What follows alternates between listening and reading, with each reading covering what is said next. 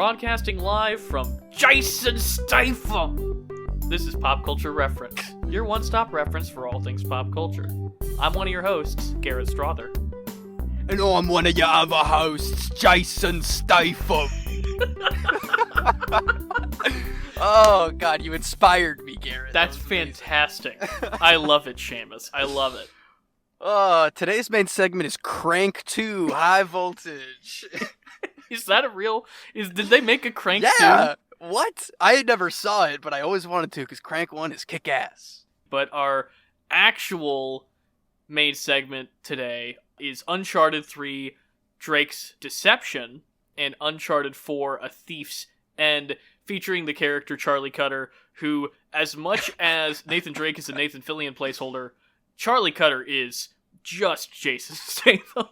Yeah, for sure, 100%.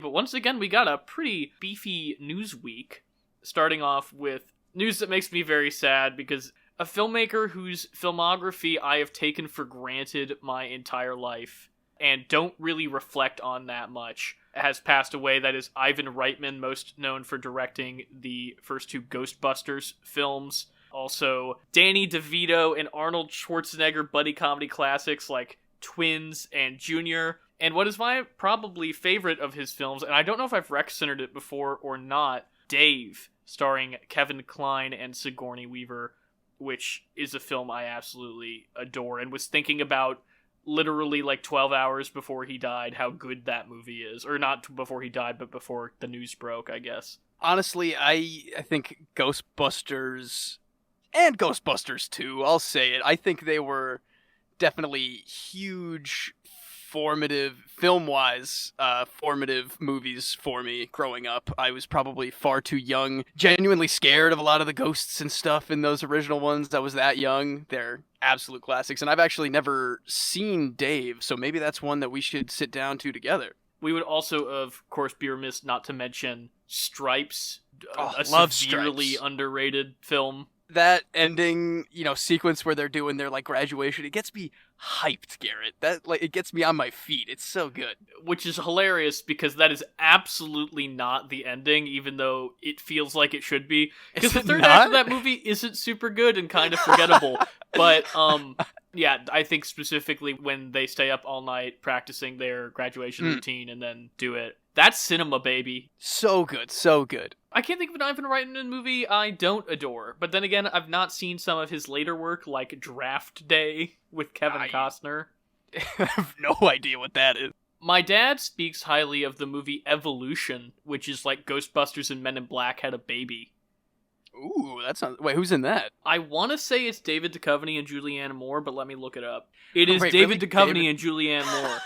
Very nice. David Duchovny was in a different, weird alien thing? It was in 2001, so I'm assuming it was, because of his own weird alien thing. Okay.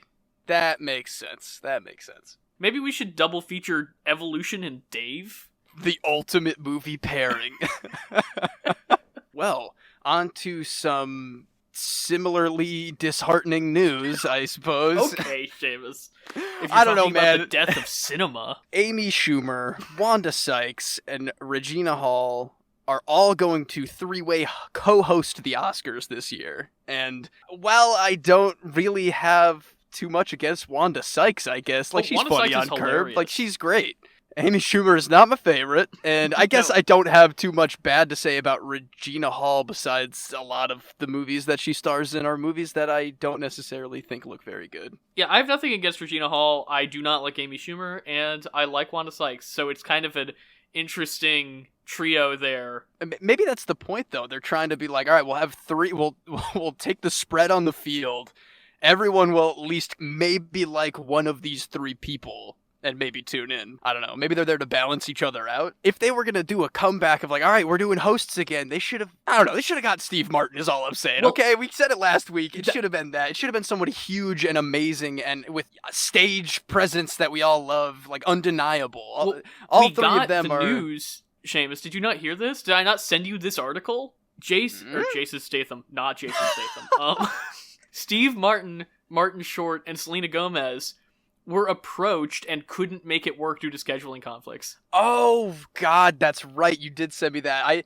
I almost thought that was a joke at first when you sent that over, because just so perfectly devastating to our perfect Oscar hosts. See, that would have been the trifecta of, like, older folks and younger folks. Everybody gets a little something there, but now we just have this mess. And Steve Martin's an intellectual comedian, and Martin Short's insane. So, exactly. It would have been perfect. Piling up on the bad Oscar news, the Oscars is placating Twitter trolls everywhere, and Jimmy Kimmel, I guess, by adding a most popular film category that will be recognized during the ceremony that will be voted on by viewers like you. I don't know how to feel about this that much. I kind of would love for it to be completely overtaken by just absolute, like, monster internet trolls that could do this. They don't win an Oscar for this, right? It's just kind of like a nod thing. I don't know the answer to that question. I don't know if they have really even announced the answer to that question, but we will see during the ceremony. Like, it blows my mind that it's like the two groups of people I hold the least amount of trust in movie recommendations. It's Twitter and the Academy. It's very it's the worst of both worlds, Garrett. I don't know how to feel. They're gonna call this the Uncle Ben Memorial Spider-Man Award every year after this. I guess will we vote? Will our official Twitter account vote on something? Ooh, the pop culture reference. I don't know. What if we disagree, Seamus? Our seal of approval? That's interesting. I guess I need to see more movies. What if we just troll them and do a letter writing campaign for Quiet Place Part 2? Yeah. I think that if our official Twitter account, though, does anything, it has to be F9. I think that's fair game. Did F9 get nominated this year for anything? I don't think it did. I'm telling you, did we make this joke last week? Vin Diesel should host the Oscars because he would be, like, genuine and earnest about every single thing he said about Hollywood. Okay, Seamus, I got a pitch for you. For you. Lay it on me. I'm sure you can hear my futon squeaking beneath my excited little feet. It's pitch black in the Kodak Theater, or whatever they call it now. Okay. You hear a piano, like, slow chords, and then all of a sudden, over the speakers, the movies. Oh my God. And then the crowd goes ape. They go crazy, Garrett. They lose their minds. I would fly to LA. I would be a seat filler. Like, I would kill people to be in that room. Truly. They should do a new Universal attraction that's Universal, the magic of the movies with Vin Diesel. Yeah, I would legit love that. Should we hit some Super Bowl trailers and then move on to our main segment, though? Yes, let's do it. Starting off with a very cool and very revealing Doctor Strange and the Multiverse of Madness trailer. Do you want to get to the important part? The part I don't care about? The Professor X thing? That's not the coolest part of that trailer? Professor X showed up? Care about the X-Men, Seamus. You know this about me. I guess I am now remembering that I said that I'm going to force my box set Blu-rays on us both, but I don't know. I think it's just the radical nature of, like, you already got your Fantastic Four tease, now you get your X-Men tease. You know Deadpool's going to be at the end of it. I mean, I don't know how I feel about that per se, but... Listen, I think it's cool that they seem to be doing the Illuminati, and that seems like a natural point to bring in Professor X. It's just that I don't care. It's just, this is more where I'm coming from. But I love Sam Raimi, as you know. When I first watched this during the big game, I was kind of like, I don't know if that felt like super Sam Raimi-y, and I think that's mostly because, again, like every other Marvel thing, there wasn't a lot of color. And then when I went back and I watched it, there was a lot of, like, you go into Wanda's eye, Darkman style, and there are some little visual tricks, and there was like a Raimi zoom that I caught a half a second of. Oh, sure, yeah. It does seem like they have left Raimi's directorial flair intact at least a little bit, which does excite me, and, you know, I care more about Sam Raimi than I care about any X-Man showing up in the MCU. Sure, I feel that. I'm definitely excited for Sam Raimi here, because I feel like out of a lot of people that we know are doing Marvel things, I feel like he is going to nail what I expect to be like an almost Infinity War-esque ending. I don't think we're getting a happy ending out of whatever we're seeing here, from the trailers at least, and what I'm expecting. He likes to be a little devious horror fellow. He's not going to let any of these characters off the hook easy, so... Doctor Strange in some kind of weird, like almost like zombie form or something. Yeah, with those black arms around him. Maybe I knew what I was getting out of Spider-Man a little more. I still had a lot of, surprises that really threw me in that, but even with the trailers that we have for Doctor Strange, I'm fully unaware of where we're going here. Oh, and it's going to totally. be just like it's going to be like a roller coaster in the dark. Might be a little spooky, and it'll be a lot of fun, and we're going to grip each other's arms really hard when Bruce Campbell shows up with a chainsaw hand. I hope Bruce Campbell's one of the Illuminati members. That's what That would be pretty kick-ass, right? You mentioned spooky earlier, and I was going to use that as a transition point, but then we moved on. So I'm just putting it back now. You're just shoehorning it right back into place. It's perfect. A new nightmare from Academy Award-winning director Jordan Peele comes Nope, which is, I think, now we can definitively say some kind of alien invasion movie. Can we definitively say that? No. It's in the sky, I guess. It's in the sky, and there's a cloud, and there's I know as much from this trailer as I knew looking at the poster, pretty much, you know? Like, it's all over the place. I'm excited. I like that it's got a rural western setting. I think that's a fun pastiche to play in for him. It looks like the perfect distillation of Peele's first two features in terms of scale. Like, Get Out's really small scale and tight working, and then, like, Us is it's ambitious. It doesn't quite all connect because its scale is so large. Sure. And I like the scale. This looks like it's mostly kind of contained to one town or one area, and we've got like a core cast of characters that we're following. It looks like Tremors meets Close Encounters of the Third Kind to me. And I've actually never seen Tremors, so we should definitely put that on the list. Yes, absolutely. Well, actually, on the episode schedule, because I have us covering Nope when it comes out in July. The week before that, because we're so hard up, I have us covering Close Encounters. Double feature, maybe double Close feature. Encounters. Yeah, that could be fun. Yeah, I'm pretty hyped for Nope, though. I think you said it pretty well. Feels like a good happy medium between his first two major projects there, and I love the Skinwalker Ranch style. Like, we don't know what's happening here. This is legitimately super unsettling, and kind of feels like it is going to be a little bit more of that bottle idea, like Get Out was in a way. But whatever they have to throw at us for the twists of whatever this thing actually is, I already know that I'm not ready, and I'm very much looking forward to it. I loved Us.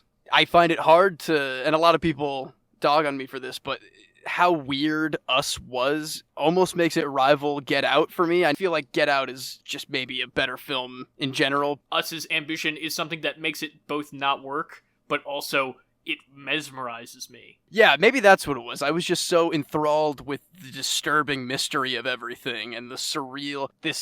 Nope is, like you said, it's going to be kind of the best of both worlds from what I can see here. And I am very excited to get scared again out there. Jordan Peele really does it great, and I can't wait.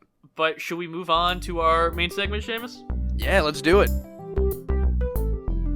For today's main segment, we're going to be covering Uncharted 3, Drake's Deception, and Uncharted 4, A Thief's End. Even though we gave last week when we covered Uncharted 1 and 2 our more general thoughts on the franchise as a whole, I still think up top we should do some spoiler-free thoughts about like what you think of these two games generally. Then we'll bop in spoilers for 3 and 4 individually. Yeah, that sounds great with me. Perfect. What is your general take on Uncharted 3 and Uncharted 4, Seamus? I kind of liked how it's just in chronological order, of course, but the way we split them off with 1 and 2 and 3 and 4 here now, it's interesting to look at them together, 3 and 4 specifically, because they are kind of that middle two in very different ways. Like, the gameplay of 4 is incredible, so smooth. A lot of what we were saying last week about the cinematic aspect of how much the movement and the choices that you make as a player kind of contribute to how it all looks. 4 is just like stunning mechanically and in that cinematic way. 3, I think, is maybe one of my favorite ideas for an overall story. I love T.E. Lawrence and all of that Lawrence of Arabia stuff, and such a fun globe-trotting adventure. You get to do a lot of stuff. As we talked about up top, Cutter, love him. He should get his own spin-off game, maybe, with Sam. That would be fun.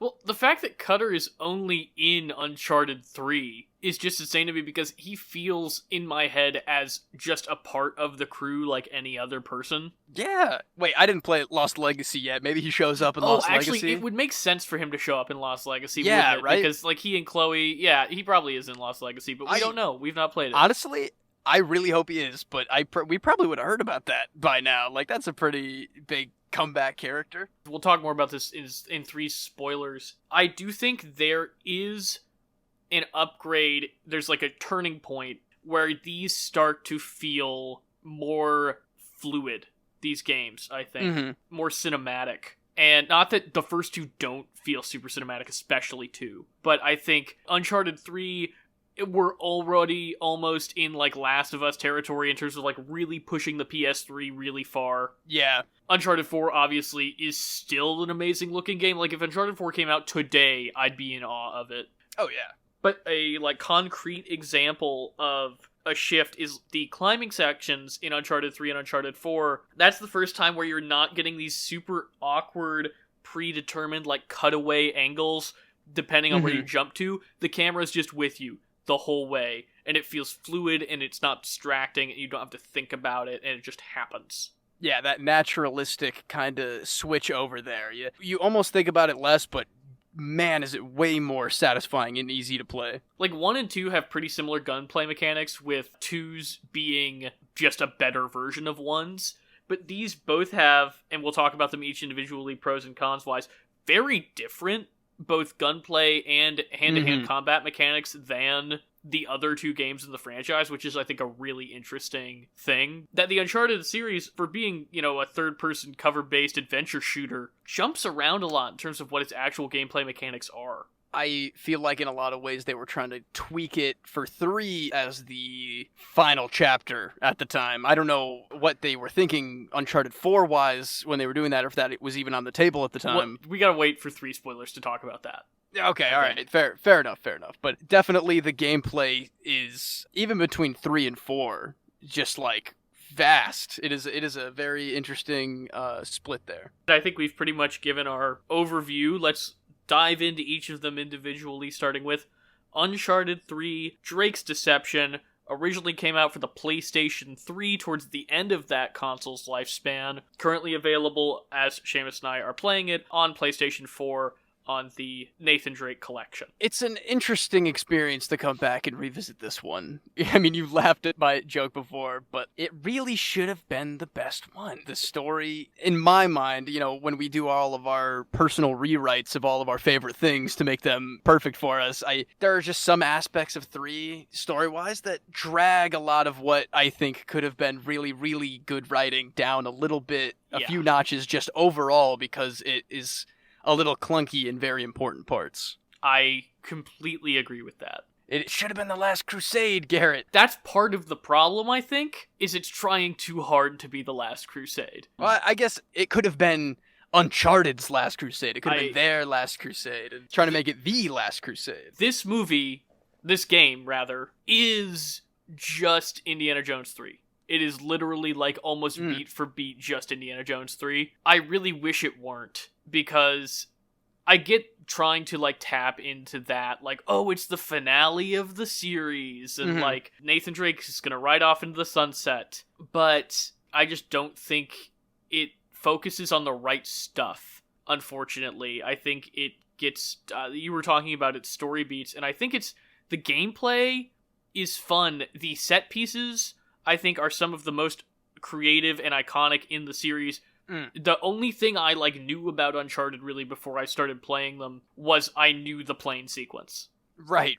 Because it's so visually stunning And the idea of being able to play that in a video game is just insane. Falling out of the back of a cargo jet and climbing up debris as you fall through the desert. The iconic, like, AK-47 sticking out of the sand. Yeah. That, like, definitive Nathan Drake image is that moment, that sequence with the scarf on his neck and the plane doing his thing. It's great. It's also because this is the game of the 3 originals that looks by far the best. It's impressive to me how much I didn't feel like it was a graphical upgrade in the Nathan Drake collection, and I think that's just a testament to how good it looked originally. Totally, yeah. Like you said, it was that, like, the back end of the PS3. They were just, like, giving it its all. And that's where we get into, I think, now we gotta talk about gameplay changes, the mechanical changes of this game, which are both good and bad. The gunplay is awful. It's so sluggish. And the Nathan Drake collection, I noticed, the default is to have it be more close to 1 and 2's gameplay. And you can change it back to, like, the, quote, original 3 gameplay, which makes this game feel so much tighter and snappier. It's an interesting thing that they even gave the option for, I guess it's for purists, I guess? Yeah. I mean, if you played it on the PS3 originally and you were like, this doesn't feel like I remember it feeling, because I remember going, I think within 24 hours of each other, I ended Uncharted 2 and began Uncharted 3 back when I originally played them. I was like, this feels like a different game. The mechanics are so different, the shooting is so sluggish. And that goes in hand with, you've got this whole combat system for the hand-to-hand stuff that does flow better, I think, but is completely different than the 2 preceding games, which in turn are completely different from the 4th game. Yeah, I was jumping between a lot of them, getting my bearings again and doing that. It's a jarring getting killed instantly because I am struggling to just punch somebody successfully between 2, 3, and 4. It's definitely weird. And I love the interactivity of the hand-to-hand in this one, where, like, in the opening level set in London, which I think is a fantastic start to that game, you can throw a guy up against, like, a kitchen counter, and then if you hit circle at approximately the right place, Nate will grab a pan off the counter and, like, hit him, and there's stuff scattered like that all throughout the game. And I think that feels so cool, and frankly, it feels next-gen. Oh, yeah, totally. I wish, honestly, that they kind of brought that back for 4, and we'll talk more about in 4 why. Because 4 has extremely pared-down combat, and I think there's a reason for that we'll get into later. For 3, though, gunplay changes didn't work so much, but I do think the hand-to-hand combat is a really interesting and rewarding system. I think I agree on that, and like you said, a lot of the fun of that hand-to-hand interacting with the environment, like, it does so damn naturally. It feels great. It feels great. Love that bar fight, like you said, grabbing a beer bottle and just, like, smashing it over somebody's head, like, barely even realizing that was an option before it happens in such a fluid way. It's great. It's very, very well done. We have to talk about this movie, again, this is, like, the 8th time over these 2 episodes that I've referred to these games as movies. We have to talk about this game on its own terms. I think the terms on which it was made were as the last installment in the Uncharted series. Yes. We talked about it borrowing heavily from the structure of Last Crusade, and it really does, down to the opening, or not quite the opening. We do start technically in modern day with London, Drake and Sully on a little adventure, but then we cut back to see Nate and Sully meet for the first time. And I think that is, again, a really good opening, and it's really solid. And it frames the series as this relationship between Nate and Sully. Mm-hmm. Like, it shows you how far back they go, back to Nate being a teenager, and the entire game they're taking Nate and Sully and making them spend more time together, pushing their, like, father-son dynamic, and foreshadowing that Sully's not as young as he used to be, Nate, in a way that I think actually that writing is really effective, in that them foreshadowing it so over the top makes me believe it at the end when he does die, quote unquote. Oh, I was about to say the same thing. Like, even having had played 4 many times over, I was like, wait, what? Did I completely forget this?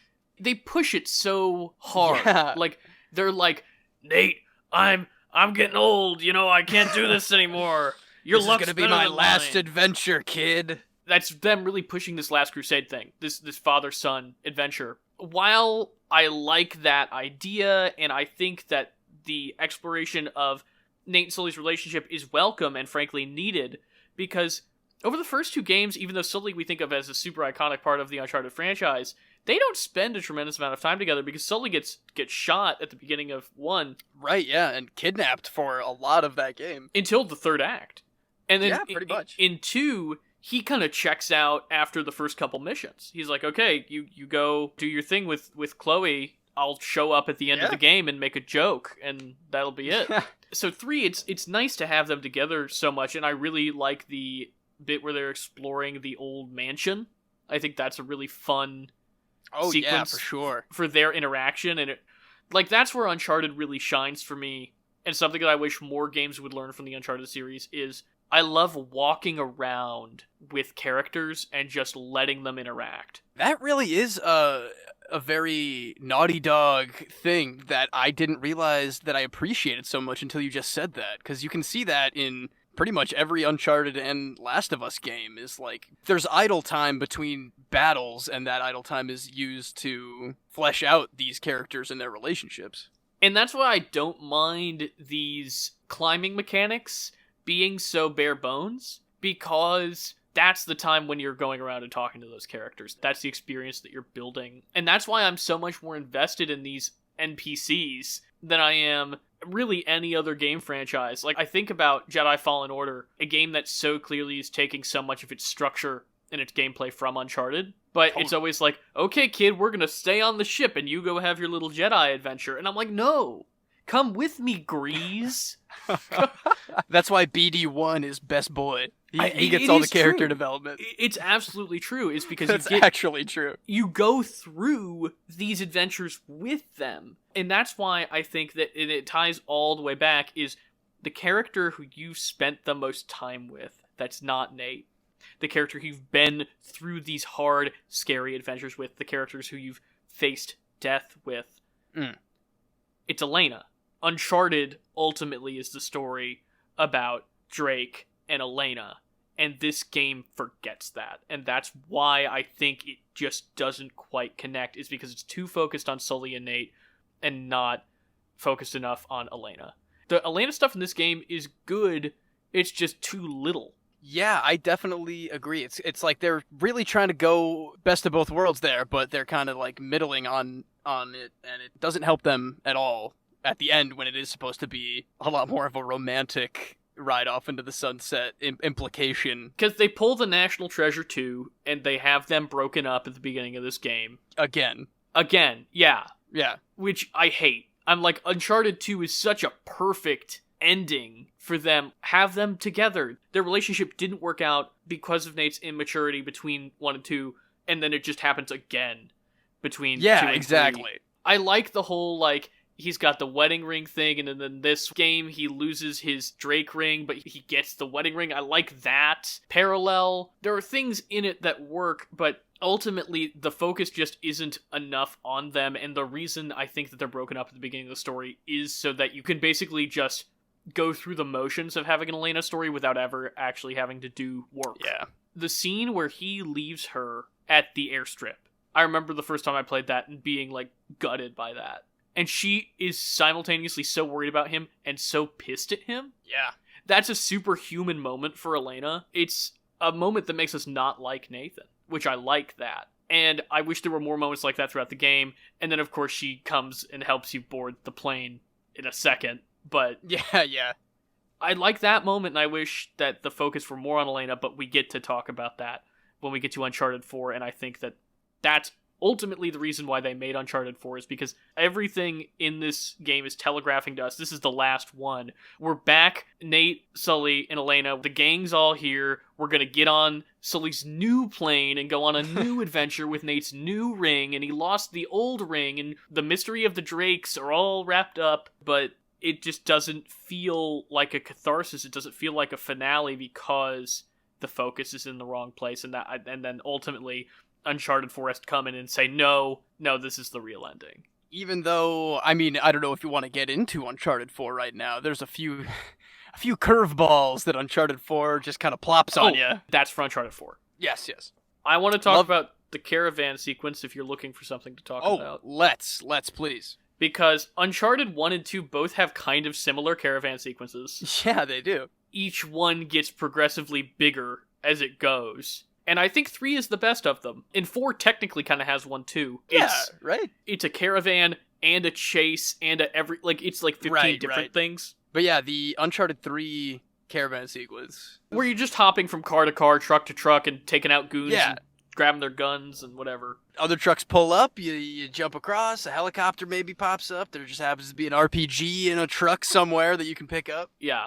One of the, I would say, standout examples that we could give of any of these games to, again, highlight that cinematic transitional action that you can take as a player that just, like, you keep missaying movies for a reason, you know? They just look stunning, and you feel like the action hero, and you're not wrong. This third one is like a great finale, as it were, to the caravan sequence, if they were probably planning for that. But you're not wrong that it kind of mutates a little more in 4 to the point that it maybe is a different kind of gameplay moment there. I also like I want to say bravery, honestly, the boldness of this game. To have 3 extended sequences that are just really walking, because there's the 2 times that you hallucinate in the game. Right, yeah. And there is the lengthy desert walking scene, which I love. I mean, I almost forgot about that part. It's kind of boring, but that's the point, and I like that about it. It's true desert mirage level danger for our boy. It's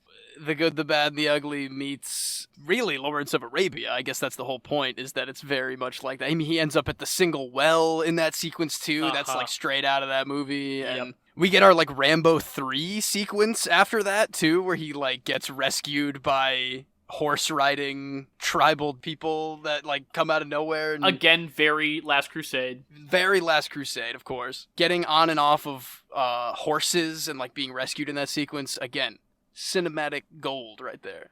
Also, it has just occurred to me that the cruise ship sequences in this game, I don't remember how it fits into the plot even a little bit. Because there's usually some kind of boat sequence, but you are 100% right that is in this game somewhere.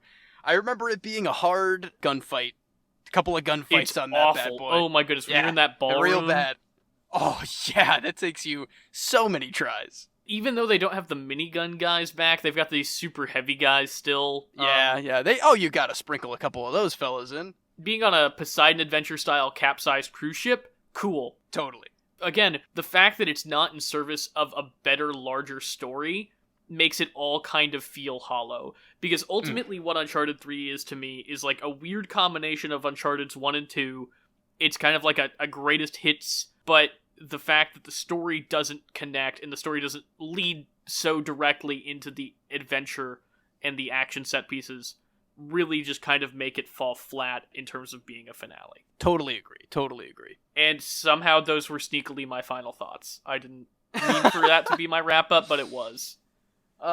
With that cruise ship done, let's, I guess, move on to other ship-based adventures. Yeah, let's cruise on over to Uncharted 4: A Thief's End. Spoilers, obviously, because we gotta talk about Sam. The secret brother. Let's do it. Definitely out of nowhere. Not planned at any point in the original trilogy, and I can fully respect a retcon here and there. This is a pretty big one, if I'm being honest, but I like Sam as a character in a lot of ways, and I think him as this weird, like, dirty foil of Nathan Drake is, leads to a lot of interesting stuff on screen with them together. So I think it's an interesting choice, but definitely originally playing it threw me for a loop. There are 2 things with Sam that make me not mind it, because it is extremely jarring. Yeah, it really is. One, his backstory is established in such a way, and you play through it, which is the important part, that you experience these things with Nathan. Mm-hmm. And the backstory is written in such a way where I'm like, yeah, Nathan would never talk about that. I appreciated a lot of that, all those building blocks to put up with, like, oh, yeah, I guess somebody with, like, a very jovial, passive, for the amount of people he's killed, Nathan Drake is just, like, a very easygoing, mass murderer. But that's like an incredibly dark chapter. I mean, even in the other parts of the games, he doesn't talk about his childhood that much, because the flashbacks we do get, it's like, oh, he had it very terribly. And that I appreciate for sure. They also do things like, they weave in elements of the backstory that make it seem like Nate's talking about that. Like, in the very first scene of Uncharted 1, he makes a joke about how Elena's obviously never been to a Panamanian prison. Yeah. And then we find out that his brother was brutally murdered, or so he thought, in a Panamanian prison. I like those little connections. And then the second part of what makes Sam work for me is the fact that I was talking about how ultimately Uncharted is the story of Nathan and Elena. I think the pushback that you could give is that Uncharted 4 is about Sam and Nate. But that function for the entire game, despite being his own fully fleshed out, well-rounded character, is to be that foil you were mentioning for Nate. Nate's relationship with Sam is ultimately what instigates the conflict between him and Elena. What the parts of Sam that are in Nate are the things that are driving a wedge between Nate and Elena. Perfectly said. That's exactly what makes that weird train of chaotic relationships so interesting to see. Uncharted 4 has got such a realistic darkness to it. All the stuff with his past with Sam and the things being dredged up between Nate and Elena's marriage that, like, again, we kind of don't see in between the games, but are, like, still fully affecting them as if it would affect any other regular person who's, you know, now just like a river diver in the city. We've got to talk about, when we talk about that tonal shift, there's so much of it in this game, and we're going to have to spend a lot of our time here breaking down, like, what that is, because this is so far from the tone of the rest of the Uncharted series that it could have really, really messed it up. It was a really big gamble, I think. Do you think if it had released closer to Uncharted 3, do you think it would have been less couth? I don't know, because I wasn't paying attention back then. Fair. I do think that I still had to wait almost a year between playing the first 3 Uncharted games and playing Uncharted 4, so for me there still was a big gap. Mm-hmm. But the reason that this changed, this honestly could have been our pop culture reference for today, but I think the thing that we are going to end up talking about is more important ultimately. Uncharted 3, while it was in development, only half of Naughty Dog was working on it, and the other half was working on a little game that you may have heard of called The Last of Us. Only the most critically acclaimed video game of all time. This game, Uncharted 4, is so transparently influenced by the success of The Last of Us. It's got the creative team behind The Last of Us helming it, while Amy Hennig, who made the first 3 games, left during development. I think that a lot of the tonal changes, a lot of the gameplay changes, a lot of everything that's going on in Uncharted 4 is because of the success of The Last of Us and kind of The Last of Us-izing the Uncharted series. Yeah, I think you are spot on with that, and it honestly makes me pretty curious about the tone of The Lost Legacy. I know we are not covering that at all, and I haven't even played it, but like in every single way, so much darker in theme and tone. You still get plenty Nathan Drake-isms, a lot of fun quips here and there, and you know, like we touched on before, there is still a lot of that character interaction between these big action pieces, you know, driving, walking, what have you, in between whatever thing you're doing. But overall, like, I think of that game in a light that is almost nearly completely removed from the original trilogy of Uncharted games, and maybe not necessarily lumping it in specifically with those Last of Us games, but I would say, yeah, that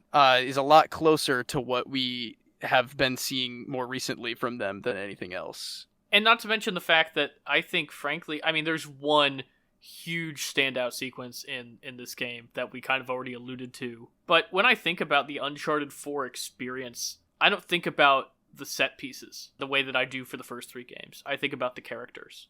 And I think about the moments between the characters, because this is so funny to reflect back on, because I was late to podcast recording. I was texting you. I was like, hey, I'm just finishing up this Uncharted cutscene. Like, I'll be on in a second. And I was like 15 minutes late because the longest cutscene I've ever experienced in my life, Oh, yeah. where Elena shows up and finds out that Nate's been lying to her. That, to me, I think about as much as I think about the plane level from Uncharted 3. Like the motel room, right? Mm-hmm. That's yeah, truly a devastating moment, I'd say, especially because a big thing that I think about again is the Elena and Nate married home life sequence and how that is like such a big, setup for the adventures in this game. Really the only time we can see them together in their like regular everyday life relationship in the entire series. Mm-hmm. And that kind of human realism in that first scene I'm talking about where they're just at home versus like that betrayal moment in the motel is rough. Spending all that time in the original 3 as well, getting to know them together, and then finally seeing like, oh yeah, fun Indiana Jones shenanigans will like lead to your actual divorce is like, oh my god, that's heavy stuff. And not to mention that entire sequence, while being incredibly charming and being lovely to just inhabit that space, I love that it lets you take so much time and explore their home and interact with so many objects and have Nate give you backstories and flip through their wedding album and things like that. It also taken directly from The Last of Us gameplay, because that's how The Last of Us begins, and a lot of the gameplay does that after the fact. No supernaturals in this one, eh? That's a big thing for me here. Yeah, and I like that. I like that about it, because it wouldn't feel right with the tone of the rest of this game. And I completely agree. And in real narrative structure, I think it would have just been like insanity to fit in skeleton pirates to fight, even though that was my absolute dream the entire time I was playing that game. But at the same time, it feels like there is a curse. Thematically, the curse of the pirates' greed and their treasure and their backstabbing nature. Nate and Sam are modern day pirates, and the thing that killed all of these pirates so long ago is still sneaking up and killing them now. So it still has that same through line that the other Uncharted games have, of this object, this treasure, it comes with a cost. And in those, it's much more literal, and in this one,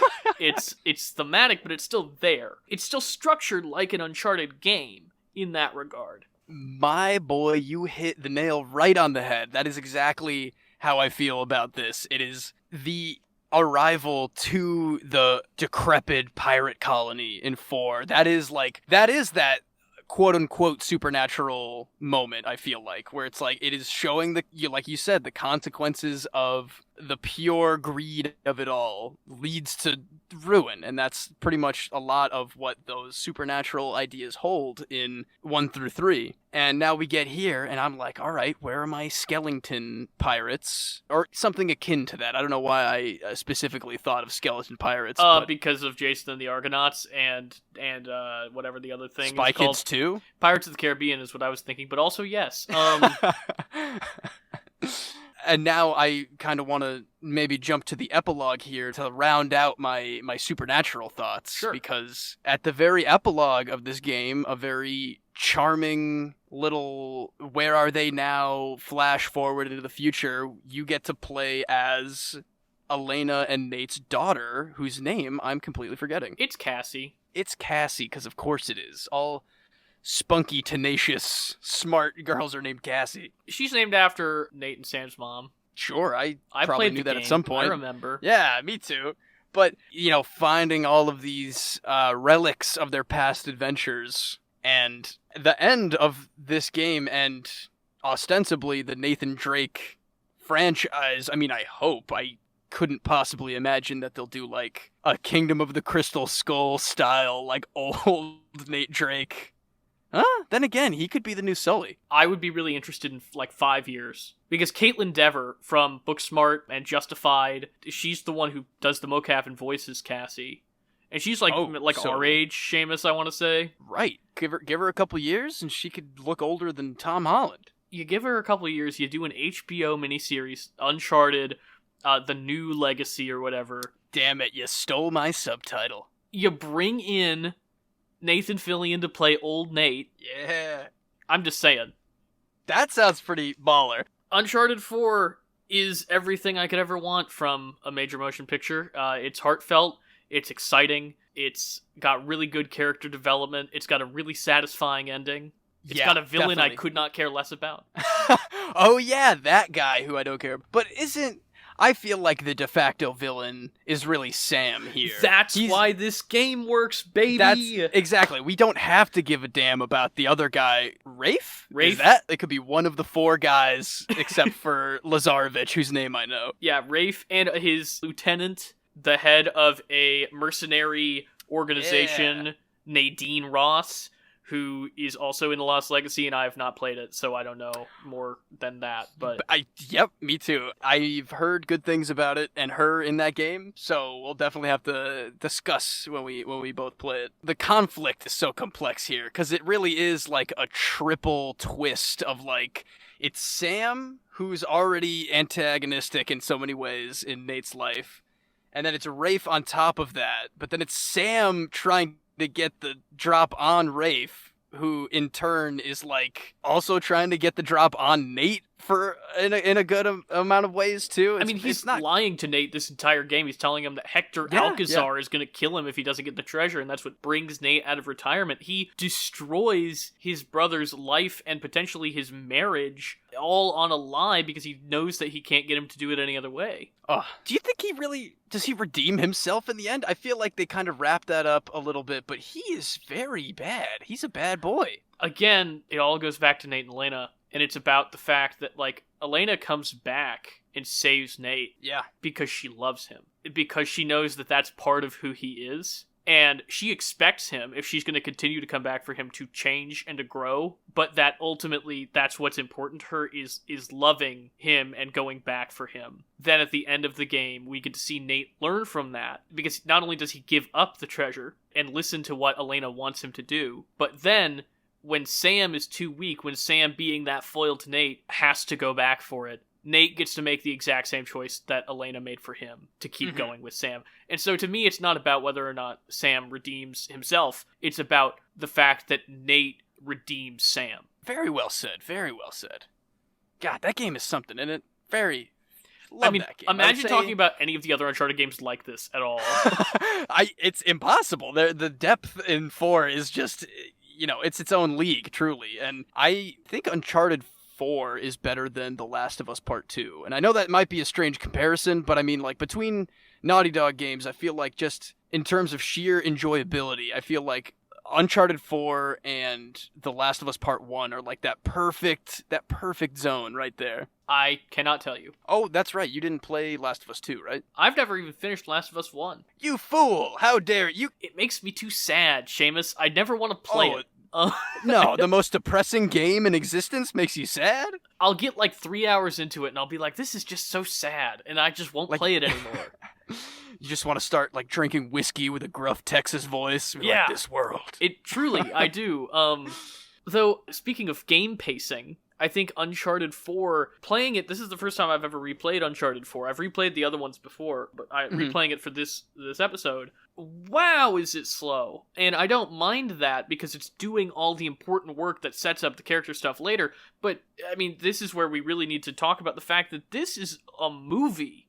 This is like, it's a movie with gameplay in between, because the cutscenes are super long and they're frequent, and we're jumping all over the place time-wise. It's very story-forward in a way that the other games, even though story is important to them, are not. Like, the first, 2 hours of this game are, intersecting flashbacks.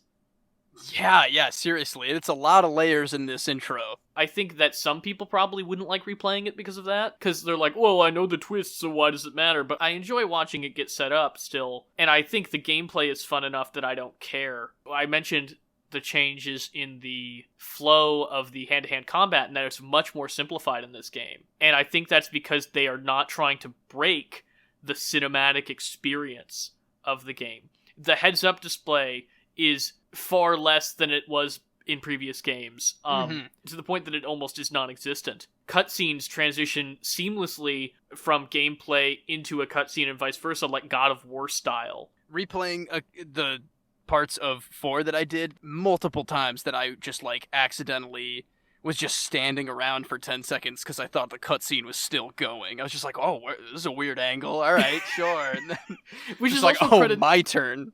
It's also a credit to how good it looks, you know? Oh, absolutely. Which is even crazier because the gameplay's the best in this one. Would you agree with that? I would 100% agree with that. I think it's absolutely seamless, fluid gameplay for sure. Every single game I ever play for the rest of my life should have a grapple hook. Oh, the grappling hook is the best addition to the equipment in this game. It is so fun. Those like big swing landing melee moves where you just like pummel a dude from the grappling hook is incredible. It's satisfying to play. Not to mention the fact that it actually adds like timing and challenge more to the platforming, which is really needed. Totally. It was the grappling hook, and I thought another interesting addition to at least the climbing and the navigating was the more frequent and interesting like temporary handholds that you could like stab your pick into and kind of maneuver around that way in a smaller amount of time. It added a few of those smaller things like that I just thought was much needed. Very, very well done, and it kept me a lot more engaged rather than like something like Uncharted 3. Especially when there's like thugs shooting at you. That having to figure out where your handhold's going to be is even more important and even more stressful. Also, this is the only one of the games where I never fall to my death because I don't know where to jump. Not even once? Come on, don't lie to me, Garrett. There's one part that I think is really unclear during the auction sequence where you're going to meet Sully, where there's like a cliff face, and it looks like you could almost jump to the ledge that you're trying to get to, but I kind of think that's more intentional. Just to make you look harder at your options or something? Yeah, I think they want you to die first, and then have to go like, okay, how do I actually get there? Interesting, huh? Yeah, I'm not saying it's perfect or anything, but I do think that I actually know where I'm going most of the time in this game. Yeah, in terms of like Assassin's Creed style leaping to your death, a lot less on those numbers. Plus, we have the welcome addition of the Jeep, where we have these massive open areas to explore. Yeah, I like that. You get to use the winch. You love a winch. That's a really cool addition, and something that they show you how to use in a really unique way at the beginning when you're doing salvage diving. Yeah, that's right. Oh, I almost forgot about that. What a great twist that is, because that's really the first that's the first modern thing you see with Nate is, ooh, what are we looking for? We're looking under the water for some mysterious cargo that we're trying to find, and then slowly realizing that it's a salvage job. Incredible setup, great reveal. Again, looks fantastic. You don't know what you're in for until they hit you with it. The tone of that kind of catching up to Nate Drake's life, and the way that they play that, like, oh, look at our hero, Nathan Drake, who's forced to live his life in such a normal, boring way. Like, literally exactly the way he is thinking. Like, when you see him reminisce in his attic, shooting a little ball Nerf gun, or being roped into yet another adventure despite the damage it will do to his life and relationships. The way they resolve that again in the end with his growth and Sam's growth and the actual resolution with those relationships with, you know, maybe not who you thought they were going to be with in the first place between, you know, like the brothers and the other adjacent characters in the end there, and how that growth makes you be like, oh, that isn't like, oh, poor sad hero Nathan Drake has a boring life. It's like, this is everything that he worked for, more or less, everything that he as a human being needs when he just kind of, as an adventurer, wants to go back out into the field. It's so well done. But overall, I think Uncharted 4, one of the best games ever made. The perfect conclusion to the Nate and Elena story, to the point that if we ever get another Uncharted game and it's set after Uncharted 4, I'm going to be really mad if they're the leads. I'm not opposed to them being in it. I'm not even opposed to them being part of the adventure, but I do think that, as far as I'm concerned, the book is literally closed on them. I want to see the franchise go in other directions if it goes anywhere. I completely agree. I think they've graduated their spots in the main spotlight here. I thought 3 was a really good way to close that. 4, you would have to, like, burn down their, like, daughter's house on the beach at the end and, like, do it John Wick style or something where they need to, like, get revenge for some reason. But that is, like, that would be insanity. I'm glad that we got this last chapter on their journey, and I am excited to see the new movie, which is set before all of the games, but I do think the fact that, again, Uncharted for me is about the relationship between Nate and Elena, and the fact that there's no Elena means that inherently it's going to feel less than. Don't worry though, we're going to talk a lot more about the Uncharted movie when it is streaming. I've got it scheduled for approximately the beginning of April. I don't know exactly when it'll hit streaming, but that's probably about right, I think. Well, that gives me at least enough time to throw together a rough Nathan Drake cosplay to wear to your room to watch that. Fantastic. It gives me enough time to start growing out my gray mustache. Oh, maybe that's a better idea. Oh, we'll see. But let's move on to our pop culture reference of the episode. Let's do it. This week's pop culture reference are the Naughty Dog workplace environment controversies. Though hailed as one of the giants of modern AAA game development through many beloved game franchises such as Uncharted, Naughty Dog has had a history of poor development practices that border on abusive toward their programming staff. As of 2020, 70% of the non-lead designers that worked on Uncharted 4 are no longer with the company due to claims of hostile work environments and unhealthy workload expectations. That is approximately 14 out of 20 of these programmers. Many former employees have come forward and spoken about their experiences at the company, from an exploitative work culture to sexual harassment. Many of these employees also speak of pay being withheld until forced to sign a non-disclosure agreement. Even as recent as the latest Naughty Dog title, The Last of Us Part 2, claims of game crunch culture at the heart of nearly every department in the development team have been leaked by current and former employees. Some ex-employees claim that those close to release date crunch sessions have even been intense enough to send members of the development team to the hospital. This is a sickening and pervasive, really hot-button issue right now in the video game world, and it's really sad to see a company that's turning out as high-quality products as this are doing it by such, frankly, sad standards. I know Sony has kind of stood by them and covered stuff up as this continues to go on, because they own Naughty Dog. They're the parent company now. I feel like we hear about their game crunch stuff a lot when... I mean, there are obviously many other cases that are more related to terrible, just personal interactions between higher-ups and lower people on the development team. But, we hear about this game crunch mostly around the time of a big release, like, Uncharted 4. I definitely heard a lot about it, and definitely around The Last of Us Part 2 was a big talking point for that. But then these games release, and they are, granted, very well made by these teams that are pushed to their absolute limits, and I find it very hard to separate a lot of the enjoyment I get from these games from what I know that the people who made it had to go through just for, keeping that Naughty Dog bottom line, copies sold, keeping it really, I guess they're trying to avoid a lot of the embarrassment that some AAA companies have been facing for their delays, for their incomplete games on release, stuff like that. But it is truly no excuse for the horror stories that come out of such a highly acclaimed development studio. Let's hope we see a little bit of a